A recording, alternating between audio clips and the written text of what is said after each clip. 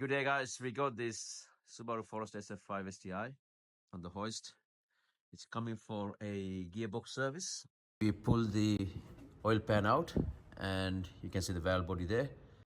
So as you can see, it's had a lot of silicone. So instead of putting the gasket, they put silicone. Look at that. Yeah, there you go. Deeper. So there's a lot of silicone here. So what we have done is we've taken all the silicone out. We're going to clean this more. We'll be cleaning this more. This is the oil pan. It's all been cleaned up. Bit more to go. We are using this wire brush to clean all the silicone off it. And as you can see, it's nice and clean inside. You want to get this, try and get much as you can out of it.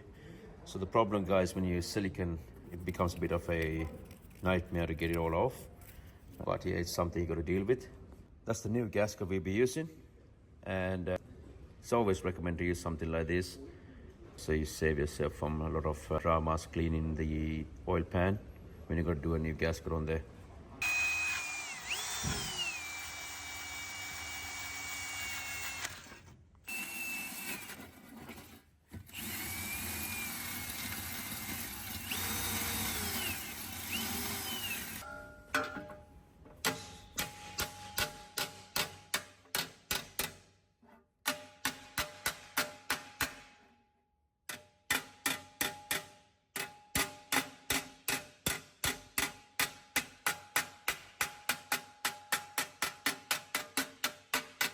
If you guys are wondering what we are doing there, we were leveling the pan out. If you guys are wondering what's the reason to level the pan, remember I told you earlier that you don't want to put silicone. And when you put silicone on the pan, this is what happens. You got to pry it out, and when you pry it out, the pan starts to warp up. So then you got to straighten the pan. So save yourself the hassle. Make sure you're a mechanic. So if you're doing the job in the house, make sure that you don't put silicone on your pan. What we're going to do now is we're going to put this on a flat surface and check the alignment or any warps on the pan.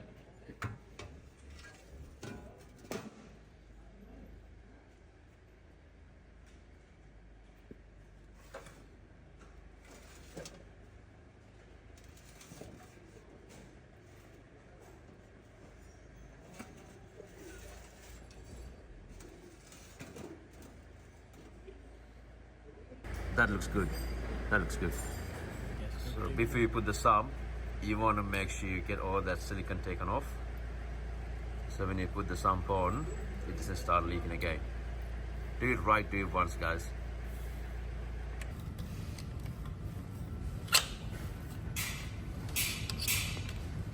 The pan housing has all been cleaned now.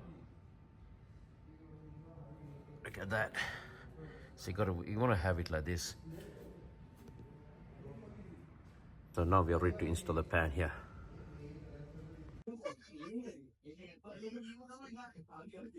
So guys, we're going to put a bit of silicone on the sump because previously it's been taken off and there was a lot of silicone on it. The sump is a bit old, it's a bit warped. We just want to make sure when we put this on that there's not going to be any leaks. So we're going to put a small line of silicone throughout the sump, and then we're going to put the gasket on there. So again, if this sump was new and if there was no silicone used previously and it was not warped, you don't need to do this. Stay away from doing this. But in this instance, we got no choice unless to put some silicone on here. So we stop it seeping out because we believe there's a slight warp on the sump itself. Make sure you do get it around the bolt cutouts.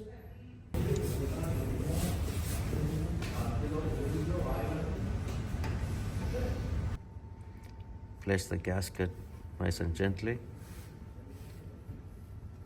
just like that. Be patient, guys.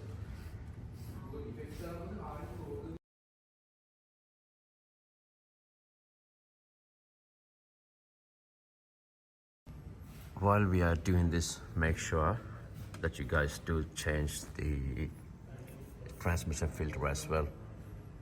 So let's see the part number for this. This is a Westfield filter.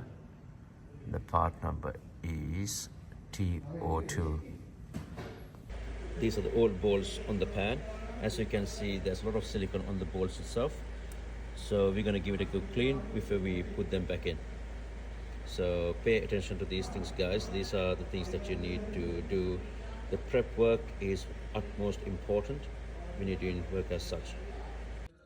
This is after we have cleaned the bolts. Get it to this level, that is fine. That'll, it's got a bit of silicone. It's that's still okay. That's good enough. The oil pan has been installed now. We'll leave it overnight, and once it settles in, we'll be topping up the oil tomorrow.